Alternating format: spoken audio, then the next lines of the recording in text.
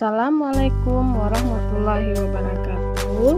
Kami peserta Laskar CPNS PPSDM Regional Bandung Angkatan 27 tahun 2021 dengan anggota kelompok yaitu Delvi Juniantoro ST, Darmayanti SPD, dan Beni Suhendra SPD.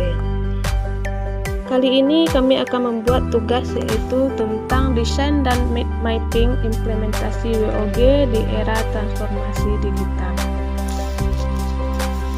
Baiklah, kita masuk yang pertama yaitu apa itu WOG? WOG adalah atau juga disebut dengan World of Government adalah pendekatan yang mengintegrasi upaya kolaboratif dari instansi pemerintah untuk menjadi satu kesatuan menjadi tujuan bersama, atau juga dikenal sebagai kolaborasi kerjasama antar instansi aktor pelayan dalam menyelesaikan masalah pelayanan. Yang kedua yaitu mengapa pentingnya WOG.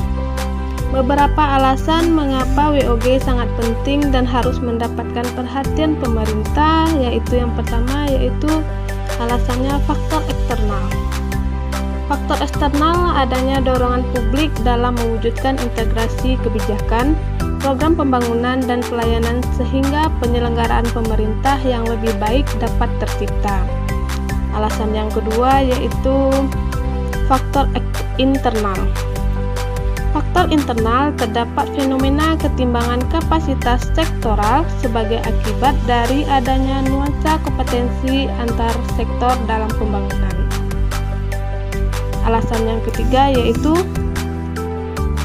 keberagaman latar belakang nilai, budaya dan adat istiadat serta bentuk latar belakang lainnya yang mendorong adanya potensi disintegrasi.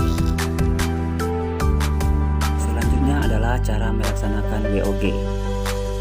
Cara melaksanakan WOG ada 4, terbagi menjadi 4. Yang pertama adalah respon pemerintah terintegrasi.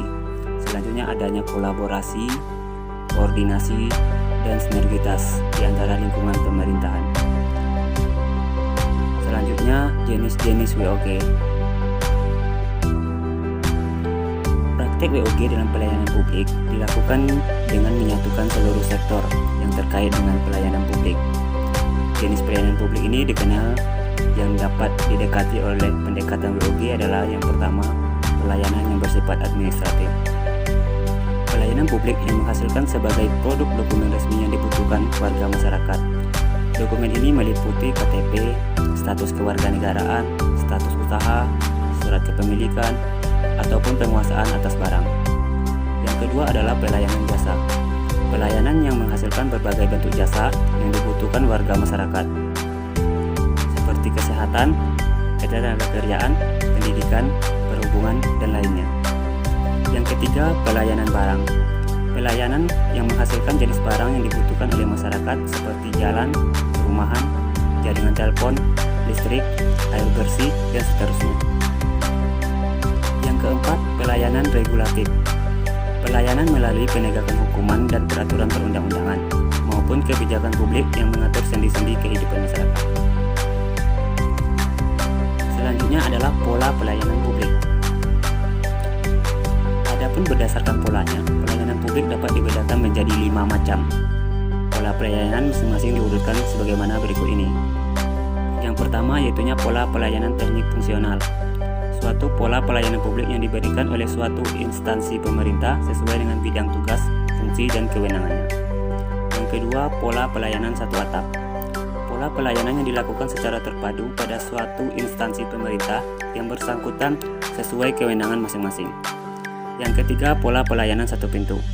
Merupakan pola pelayanan masyarakat yang diberikan secara tunggal oleh suatu unit kerja pemerintah berdasarkan pelimpahan wewenang dari unit kerja pemerintah terkait lainnya yang bersangkutan.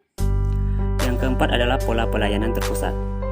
Pelayanan masyarakat ini dilakukan oleh suatu instansi pemerintah yang bertindak sebagai selaku koordinator terhadap pelayanan instansi pemerintah. Yang kelima adalah pola pelayanan elektronik. Pola pelayanan yang paling maju dengan menggunakan teknologi informasi dan komunikasi yang merupakan otomasi dan otomatisasi pemberian layanan yang bersifat elektronik atau online, sehingga dapat menyesuaikan diri dengan keinginan dan kapasitas masyarakat pengguna. Adapun beberapa tantangan dalam praktik penerapan Whole of Government antara lain, yang pertama kepemimpinan.